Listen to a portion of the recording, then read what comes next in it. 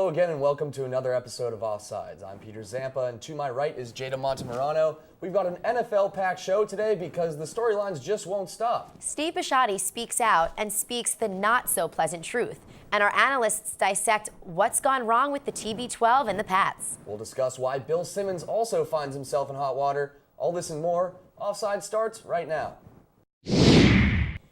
There has been a fallout at ESPN over the biggest NFL story of the year. Bill Simmons, ESPN reporter, has been suspended for 3 weeks due to so-called inappropriate comments against Roger Goodell on his podcast. NFL analysts Mike Lupia and Josh Gutchis are here to share their opinion on this. Do you guys feel that this punishment was just? Well, do I think it was just? No. I mean, it's a long suspension. He was just saying what he thought and what a lot of people out there think. And one of his coworkers on ESPN, Stephen A. Smith, said something that I thought was worse on First Take and was only suspended a week. So, no, I don't think it's just. But a lot of people out there are saying he shouldn't have been suspended at all, which I disagree with. I think that he should have been suspended, and I understand that he was suspended because the NFL is a big financial partner of ESPN. And, they broadcast Monday Night Football. They have a lot of stake in the company, and they can't have one of their own out there so vulgarly and openly criticizing the commissioner of the NFL. So they had to take some sort of action. I don't think he should have been suspended at all because ESPN has to know what they're getting into with Bill Simmons. They know that on his podcast he rants about crazy things. He says whatever he wants. That's why people love Bill Simmons. And for them to suspend him for doing what they pay him to do doesn't make sense to me. Well, you know what? When they're reporting the news, whether it be on SportsCenter or on their website, they have to report the facts. They have to be, they have to have integrity as journalists. But when it comes to opinion, I think they have every right to, protect what their company believes and control what their employees are saying to a degree. They can't censor them, obviously, but I think they have a right to suspend them if they say something that they don't agree with as a company. And I think the real reason Simmons was suspended was because he egged him on. He said, "I dare you, ESPN, I dare you to suspend me." Not so much the comments about Roger Goodell, and I think that's a problem. People think he got suspended because of Goodell. I think it was because he was egging them on. Yeah, again, and they would look bad as a company if they went out after that, after he said, "Come on, come get me," and then they just didn't do anything. They have to do something at that point. Exactly. NFL and ESPN, they would just be liable for that at the end if they didn't actually suspend him or do anything on that when he's clearly threatening them in the news. But thanks, guys, for your opinion. That's it for the segment. The situation surrounding Ray Rice has been addressed from different parties and in different ways. However, Ravens owner Steve Bisciotti recently spoke out and told an unsettling truth, that he could have done better and he simply did not. I'm here with Josh Gutchis. Josh, what do you make of his comments on the situation? This press conference to me is a lot just like Goodell's press conference a couple weeks ago, not even, just about a week ago.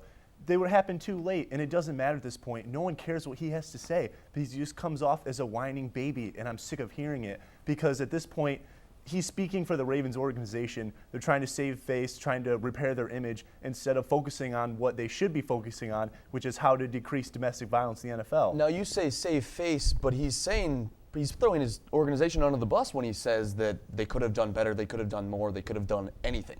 And we've been hearing a lot of PR scripted remarks from Goodell, the NFL, the Ravens organization as a whole.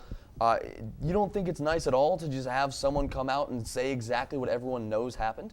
I think it came too late. And the brutal honesty when he's talking about how he didn't care about seeing the video, I think that just makes him look more irresponsible. You're the owner of a professional franchise. He's your franchise player. He's one of your star running backs, and you don't care about seeing a video, and you're just content with a 2-game suspension. I think that's ludicrous. And it makes him look bad, even if he's being honest. It's too late. It should have happened weeks ago, months ago. I agree. I just think my point that I'm trying to make is that that Goodell in the NFL and the Ravens previously had said that they were trying to work to do something about it, that they said they wanted to see the video and find out what happened. But we know that's not true. We know everyone waited too long in the situation. So this guy's kind of a beacon of truth in this whole situation, whether you agree with whether you like his actions or not. So it's just kind of nice we all know the NFL didn't do anything. We know the Ravens didn't do anything. And now the owner of the Ravens is finally saying what we know, that they didn't do anything. It's nice to hear some truth, but I think they should start talking about going forward. I want to see a plan in action instead of Goodell dodging questions and this guy, the owner, who's doing a little he said, she said with Ray Rice, still hung up on the outside of the lines report. He needs to get over that, and he needs to focus on how to make the franchise, the organization, and the NFL better. Well, let's all just hope this situation ends swiftly. Back to Jada with some Pats. Hardcore fans worry that the Patriots are losing their touch. I'm here with Curtis Stoichkov and Ashley Andrade. The New England Patriots recently lost Week 1 to the Dolphins, but they followed up by beating the Vikings and the Raiders in the following weeks. But some say their offense is weakening. What do you guys think is wrong with the Patriots, if anything at all? You know what, Jada, the Patriots need to make some serious adjustments to their offense. It's starting to piss me off. It's pissing the fans off. And yeah, they have a 2-1 record, but this is just not going to do it. 1 touchdown in the last game. You know, defense wins championships, but offense needs to put up points. And it starts with the pass protection. Nate Solder just can't keep up with his opponents. 2 sacks allowed in the last few games. That's not going to cut it. Brady likes to take his time. He can't be pressured. He wants to hit his few guys, and he likes to look at the field and really see what's out there. And that's what he's known for. He's not going to be moving around. He's not that mobile of a quarterback. I agree with you, but how worried can we be, really? We're 3 games into the season. The Patriots are 2-1. That's a winning record. That's all that counts in the NFL, is the wins and losses. Yeah, well, the Patriots aren't going to be winning a lot if they can't put up points, you know? With Danny Amendola, only 3 receptions for 16 yards. For the 4th highest paid player on the team, that's just not going to cut it. That is true. With the amount of talent on the Patriots offense, I don't know if they're not game planning appropriately for these guys, but they need to do something about it. Because you're right, Amendola, Dobson, Tompkins, they're inactive 1 week, active the next. I don't know what's going on with that. Well, McDaniels needs to start playing some high percentage plays, and especially in the red zone. When the last game you have 4 long drives and 3 of them are stopped on the 2-yard line and the 18-yard line. That's ridiculous. They need to convert in the red zone. True. And another thing we have to consider, maybe this isn't going to be a Patriots team like an 07 team or even last year. Maybe it's going to be a Patriots team of old where the defense takes the first step into like making this a winning team. I mean, that defense is nothing short of stacked with Revis, Mayo, Wilfork, Jamie Collins is coming along. I mean, there's just the list goes on and on of talented players on the defense. Maybe we don't have to put it all on Tom this year. Maybe we can look to the defense. Well, we'll see how the Patriots shape up this season. That's it for us. Thank you for watching this week's episode of Offsides. If you have any questions, email us at offsides@butv10.com.